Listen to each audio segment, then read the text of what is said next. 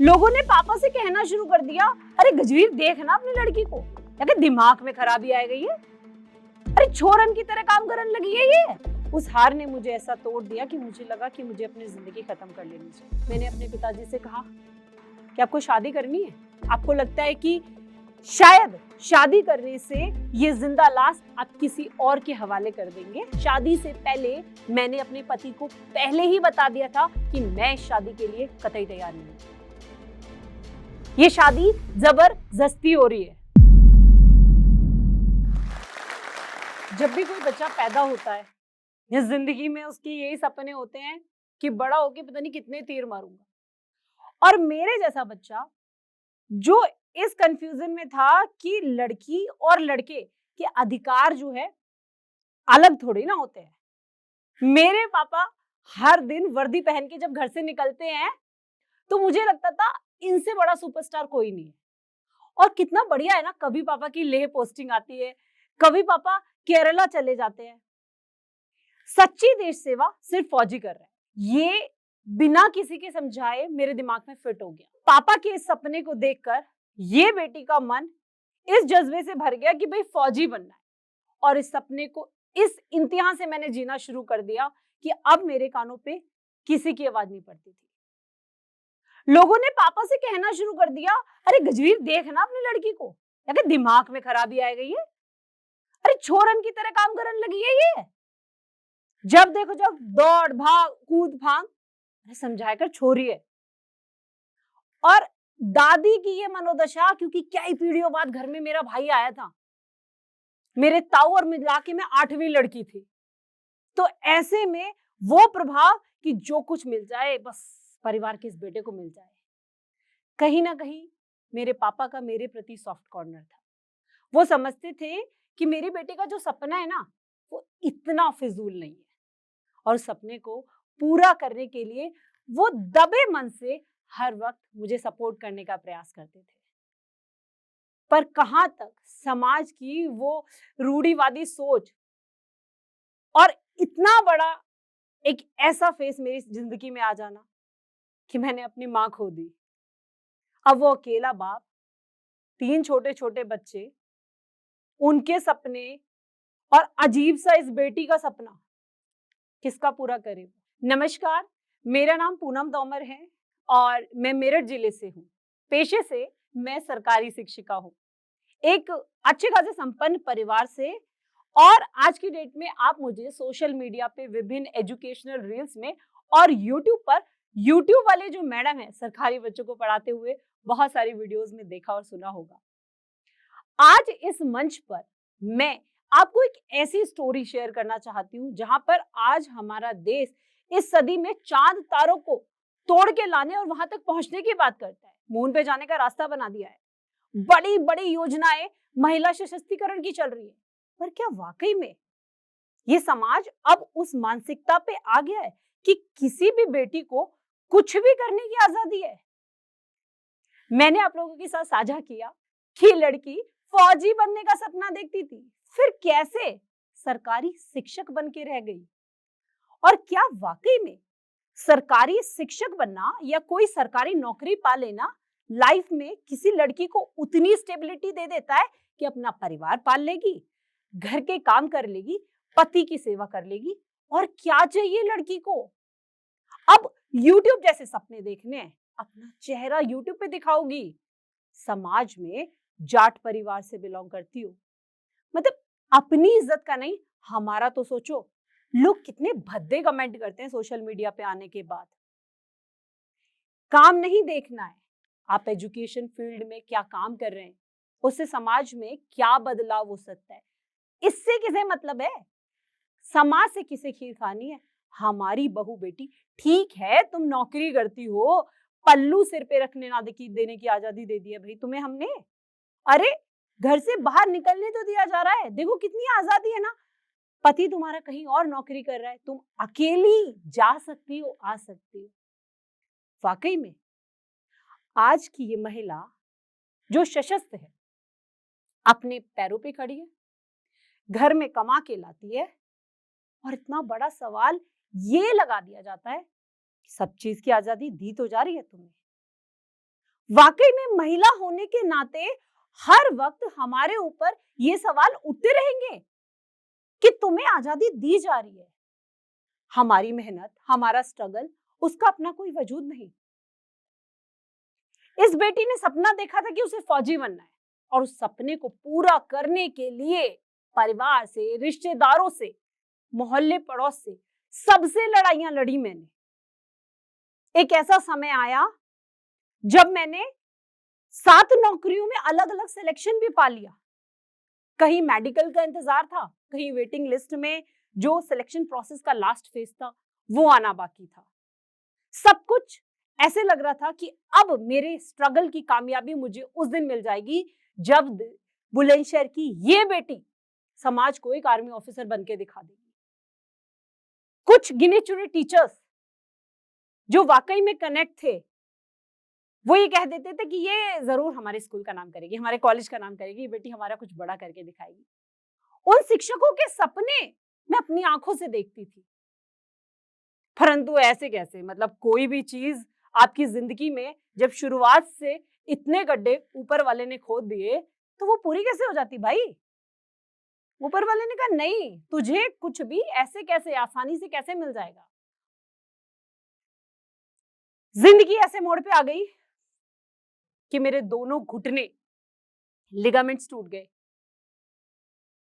Almost अपाहिज, एक लड़की जो हमेशा रुकती नहीं थी, सिर्फ दौड़ने भागने के सपने देखती थी, अब वो दोनों पैरों से ऑलमोस्ट अपाहिज होने की कगार पे। एक घुटना ऑपरेट करा दिया।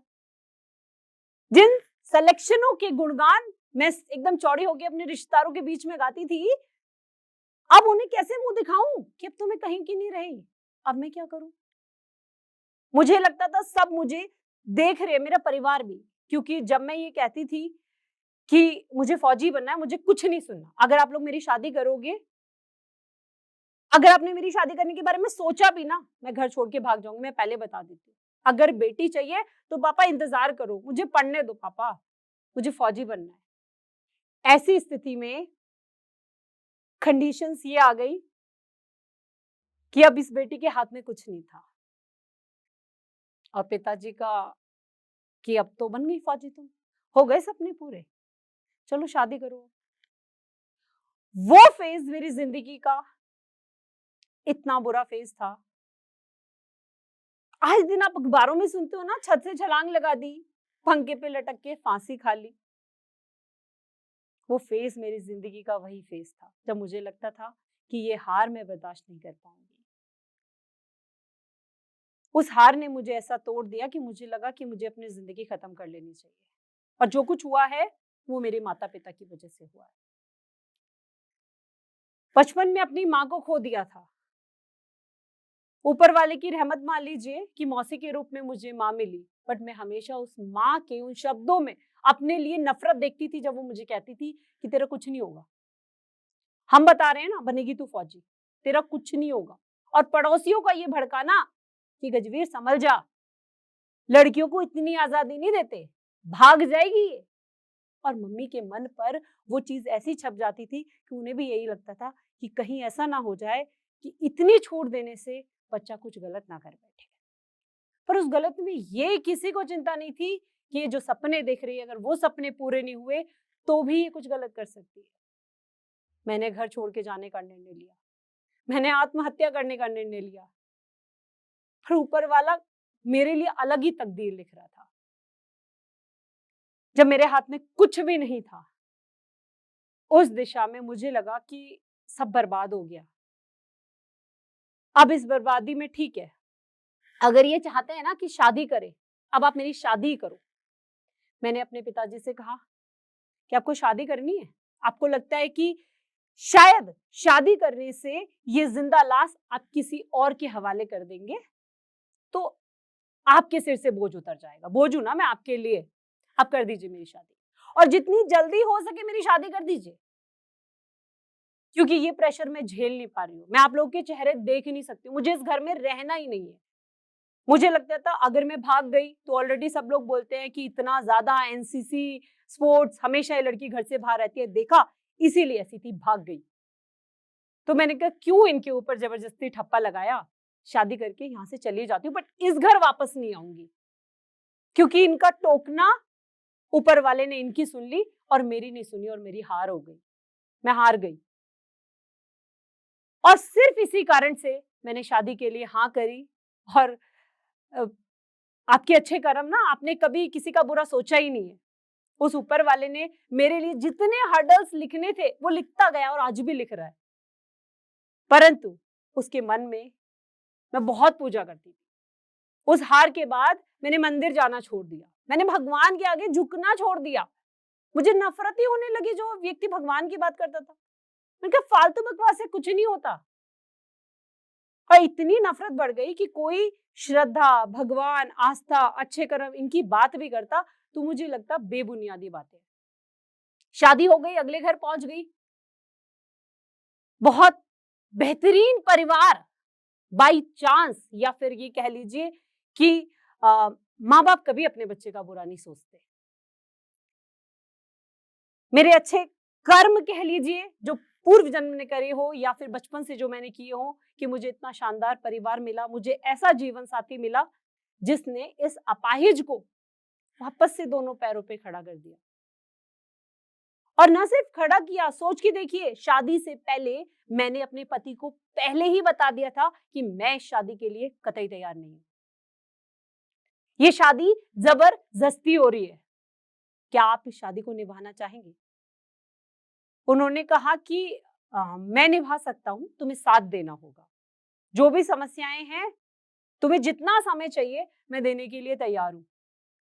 और वाकई में वो व्यक्ति ऐसा ही था। इतना सब्र किसी व्यक्ति के अंदर कैसे हो सकता है? 6 से 7 महीने हर समाज को दिखाने के लिए सब कुछ ओके रिपोर्ट था, पर उस व्यक्ति ने मुझे 6 से 7 महीने पूरी तरीके से संभलने का समय दिया, मुझसे सवाल नहीं पूछे। मैं कहती हूँ हाँ में हाँ नहीं रखी, मेरी मरी हुई आशाओं को वापस से जिंदा किया। उसने कहा यार ठीक है ना, तेरे को देश सेवा का इतना भूत सवार है, तेरा सिलेक्शन हो रखा है, स्टे लगा हुआ है, तू बन जाना सरकारी शिक्षक। देख सरकारी शिक्षकों की हालत, देख सरकारी स्कूलों की हालत, उन बच्चों की हालत, यहाँ कुछ क्यों नहीं करती? धीरे धीरे धीरे धीरे इस लड़की ने जीना शुरू किया और ये जीना वाकई में ऐसा बदलना शुरू हो गया कि मुझे उस गांव में जहां पहली तैनाती मिली, उन गरीब बच्चों में वापस से काम करने का वो जुनून, जो देश सेवा मेरे अंदर भरी हुई थी, या समाज में कुछ पता नहीं कौन सा बदलाव मुझे लाना था, उसको मैंने फिर से जीना शुरू कर दिया। पर कहानी अभी खत्म नहीं हुई मेरे दोस्त। अभी लगा कि सब ठीक है भाई, सरकारी नौकरी मिल गई, अब क्या चाहिए। पर जब भी मैं लेटती थी ना, मैं अपने आप से सवाल पूछती थी, कुछ बड़ा तो किया ही नहीं। मरी हुई आशाएं जिंदी तो हो गई, काम करना भी शुरू कर दिया, पर मैंने कौन से तीर मारे अभी? मैंने क्या क्या ही उखाड़ा है अभी? देखते ही देखते उन बच्चों के लिए ही सही, मैंने YouTube पे काम करना शुरू किया और फिर से वो जंग मेरे सामने आ गई। एक ऐसी जंग, घर की बहू और YouTube करोगी तो गांव के सारे लोग तुम्हारे व्हाट्सएप पे तुम्हारी डीपी देख के बातें करते हैं कि बताओ कैसी एडवांस बहू आ गई है, और तुम अब YouTube शुरू करोगी। पूरे परिवार के बीच में मायके और ससुराल, क्योंकि मानसिकता तो एक ही थी, बैठ के डिस्कशंस हुए और वो डिस्कशंस आज भी जारी है कि भाई आप कुछ भी करिए, अपनी लड़की से ये YouTube बंद करवाइए। देखो गजवीर साहब, ऐसे नहीं चलेगा।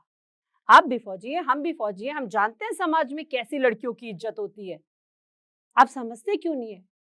इतना ज्यादा इसे ऐसे कैसे बना दिया आपने लड़की को? थोड़ी तो लड़कियों वाले गुण सिखाए होते हैं। कितना बुरा लगता है किसी पिता को उसकी बेटी के लिए ऐसे कहा जाता है। परंतु आज मेरे पिता जानते थे कि इसकी जिद, इसके सपने कुछ भी गलत नहीं है। मेरी बेटी जो कर रही है और जो बदलाव वो समाज में ला रही है, उससे जब वो गांव जाते हैं ना और गांव वालों के सामने फोन पे दिखाते हैं कि देखो आए दिन हमारी बेटी अखबार में छपती रहती है। ये मेरी बेटी का यूट्यूब चैनल है।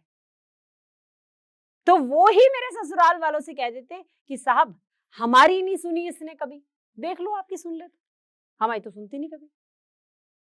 और वो जिद, वो जुनून, वो इज्जत, वो प्यार उन माँ बाप के लिए दोनों तरफ कि उन्हें मेरी बात समझनी पड़ी, उन्होंने मेरी बात समझनी शुरू कर दी। बट अब परिवार ने तो समझना शुरू ही कर दिया था, तो क्या सब चीजें बहुत पटरी पर चलनी शुरू हो गई। राष्ट्रपति से अवार्ड मिल गया पूनम को, थी तो सरकारी नौकर। आप उन सरकारी दायरों में बंधे हुए थे और उन शिक्षकों के बीच में थे जहां की मानसिकता तो अभी भी 18वीं सदी की चली आ रही थी। आईसीटी का प्रयोग, ऑनलाइन टीचिंग, बच्चों की वीडियोस बनाना और यूट्यूब पे डालना कैसे गवारा था। डिपार्टमेंट का जरूर मुझे पूरी तरीके से मैं कह सकती हूँ सपोर्ट रहा, परंतु मेरे साथी शिक्षक जो किसी महिला के पहनावे पर, उसके बोलचाल के तरीके पर, उसकी सोशल प्रोफाइल्स को स्टॉक करना और जबरदस्ती आपको मैसेज करना, इस चीज को कैसे रोकती पूनम। बड़ा आसान सा अवेलेबल का टैग लग जाता है किसी महिला पे अगर वो एक्सट्रोवर्ट हो, अगर वो बेझिझक होकर अपने पुरुष जो साथी हैं उनसे बात कर लेती हो, क्योंकि वो काम करना चाहती है, वो नई चीजें सीखना चाहती है। परंतु बड़ी अच्छी धारणा है, स्पेशली कहना चाहूंगी, चाहे वो शिक्षा विभाग, वो कहते हैं शिक्षा विभाग में लड़कियां बड़ी सुरक्षित है, पर ऐसा नहीं है। विभाग, सोच, मानसिकता हमारे समाज की चारों तरफ ऐसी है। जब तक कोई महिला ना अपने लिए आवाज उठाना और अपनी आवाज को बुलंद करना नहीं जानती, तब तक हर कोई चाहता है कि मौका है, बात करके देख लो। परंतु धीरे धीरे यही चीजें बदलाव लाने लगी और आए दिन जब अखबारों में काम की प्रशंसा होने लगी, तो वही लोग उसी सोच को आगे डिपार्टमेंट में बढ़ाने लगे। 2022 का विमेन आइकन अवार्ड, 2023 में बेस्ट टीचर अवार्ड, ऐसे विभिन्न अवार्ड से इस पूनम को अलग अलग मंच पे नवाजा जाने लगा। अब वाकई में परिवार को लगने लगा कि इसके काम सही दिशा में है। और YouTube जिसने मुझे इतना फाइनेंशियली स्ट्रांग बना दिया कि अब मुझे किसी के सामने अपने उन बच्चों के लिए किसी मदद के लिए हाथ नहीं फैलाने की जरूरत थी। अपने सहयोग से तो जो मैं करती थी, बड़े बड़े ब्रांड्स, बड़े बड़े स्पॉन्सर्स आने लगे जो सीधे तौर पर विद्यालय के लिए चीजें देने के लिए तैयार थे। वाकई में ये कहना कितना आसान है ना कि कितनी इजी लाइफ तो है, सरकारी नौकरी है, पति भी अच्छा खासा कमाता है, क्या जरूरत है यूट्यूब पे आने की। तो मैंने वो दर्द देखा था जब 500 रुपए के लिए मैं रेस कोर्स में टिकट्स काटा करती थी। पूरे महीने 700-800 के लिए मैंने स्कूल में टीचिंग जॉब भी की है और प्राइवेट टीचर्स की हालत को बखूबी मैं जानती हूँ। यूट्यूब से पैसा आना शुरू हो गया। यूट्यूब ने वाकई में मेरे पंखों को उड़ान दे दी। मेरी बात, मेरी सोच लाखों लोगों तक पहुंचने लगी और लोग उसकी प्रशंसा करने लगे। धीरे धीरे वीडियोस और कंटेंट वायरल होना शुरू हो गया और मिली मुझे पहली कमाई। अब सबसे बड़ी समस्या ये थी कि इस 10,000 में इस पैसे का मैं क्या करूं? क्या इस पैसे से बच्चों के लिए कुछ खरीद के ले आऊं? अपने हस्बैंड को कोई गिफ्ट दे दूं? उन्होंने बहुत सपोर्ट किया है। या फिर सास ससुर के लिए कुछ कर देती हूँ। परंतु मुझे लगा सब संपन्न है, सबके पास सब कुछ है, जिस कारण से मैंने ये यूट्यूब चैनल शुरू किया। मेरे वो 200 बच्चे जो हर दिन मेरा इंतजार करते हैं और जिस नाम से मैं पहचानी जाती हूँ, आईसीटी का उपयोग मैंने उन पहली कमाई से अपने विद्यालय के लिए प्रोजेक्टर खरीदा और बरेली का पहला विद्यालय बना जहां पर आईसीटी का यूज शुरू हुआ। और ये एक ऐसी शुरुआत थी कि आज बरेली उत्तर प्रदेश का पहला जिला बन गया जहां पर हर स्कूल में स्मार्ट क्लासेस है। ये स्ट्रगल अब भी खत्म नहीं हुआ। उसके बाद मेरा ट्रांसफर हो गया एक अलग ज़ोन के एरिया में। अब मैं शामली में कार्यरत हूँ। नई चुनौतियों के साथ, नए जज़्बे के साथ, नई आशाओं के साथ और नए बदलाव